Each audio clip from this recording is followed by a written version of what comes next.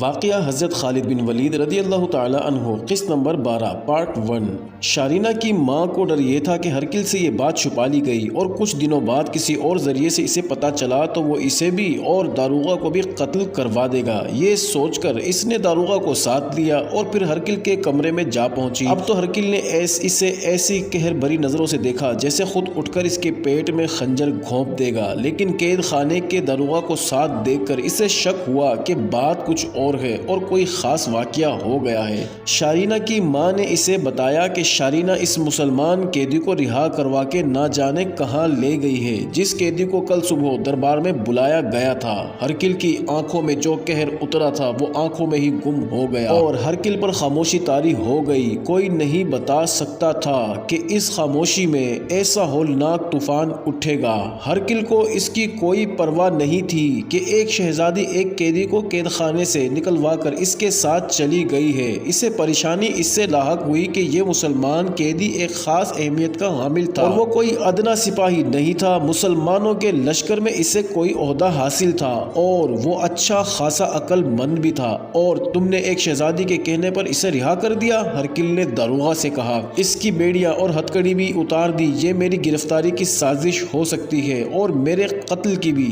قید خانے کا داروغہ چپ چاپ کھڑا تھا۔ اس نے ذہنی طور پر قبول کر لیا تھا کہ اس کی زندگی چند منٹ کی رہ گئی ہے۔ ہرکل کے یہاں سزائے موت سے کم کوئی سزا نہیں تھی۔ کیا تمہیں قتل نہ کروا دیا جائے؟ ہرکل بولا۔ اگر یوں شہزادی کی مدد سے فرار ہونے والا قیدی عیسائی ہوتا تو میرے لیے کوئی خطرہ نہیں تھا۔ فرار ہونے والا مسلمان تھا۔ کیا تم دیکھ نہیں رہے کہ ان مسلمانوں نے ہمیں کس انجام تک پہنچا دیا ہے؟ کیا تم صرف ایک وجہ بچا سکتے ہو جس کے بنا پر تمہارا یہ اقدام صحیح سمجھا جائے؟ جس طرح جوتشی نے اپنے آپ کو موت کے سامنے کھڑا دیکھ کر ہرکل کو سچی اور کھری کھری باتیں سنا دی تھی، ویسی کی کیفیت قیدی خانے کے داروغہ پر طاری ہو گئی۔ اسے یقین تھا کہ اب وہ زندہ باہر نہیں جا سکے گا۔ اے شہنشاہ روم، داروغہ نے کہا، اگر میں شہزادی کا حکم نہ مانتا تو وہ مجھے قتل کروا دیتی۔ اس کا حکم مانا ہے تو آپ مجھے سزائے موت سنا رہے ہیں۔ مجھے آپ کی سزا قبول ہے۔ قبول نہ ہوتی تو بھی آپ نے مجھے معاف نہیں کر دینا تھا۔ میں نے روم کے شہنشاہ کا نمک کھایا ہے۔ مجھے یہ عہدہ اس شہنشاہی نے ہی دیا تھا۔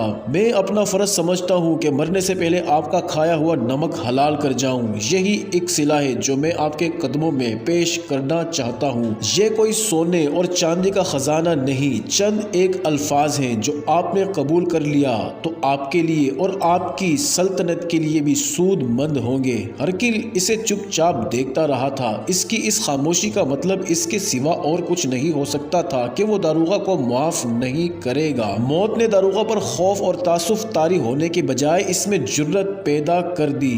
میں زندگی کی بھیک نہیں مانگوں گا، داروغہ نے کہا۔ حکم ماننا ہم لوگوں کا فرض ہے۔ یہاں حکم ایک فرد سے نہیں ملتا بلکہ شاہی خاندان کے تمام افراد سے کئی طرح کے حکم ملتے ہیں، اور ہم لوگ کسی بھی حکم عدولی کی جرأت نہیں کر سکتے۔ میں جانتا ہوں 3-4 مسلمان قیدیوں کو آپ نے مہمانوں کے طور پر قید خانے میں رکھا ہوا ہے، اور میں یہ بھی جانتا ہوں کہ کیوں ان کے ساتھ اتنا اچھا سلوک ہو رہا ہے۔ آپ ان سے یہ معلوم کرنا چاہتے ہیں کہ ان مسلمانوں نے اتنی قلیل تعداد میں ہوتے ہوئے روم کی ایسی عظیم اور دہشت ناک جنگی طاقت کو کس طرح شکست دی ہے کہ رومی فوج بکھر کر پسپا ہو رہی ہے اور کہیں بھی اس کے پاؤں جم نہیں رہے۔ شاید آپ ان خصوصی قیدیوں کو کسی اور مقصد کے لیے بھی استعمال کرنا چاہتے ہوں گے۔ مجھے اس سے کوئی غرض نہیں۔ میں نے ان سے 2 بار یہی بات پوچھی تھی، انہوں نے جو جواب دیا وہ میرے دل نے قبول کیا اور یہ میں آپ کی خدمت میں پیش کرنا چاہتا ہوں۔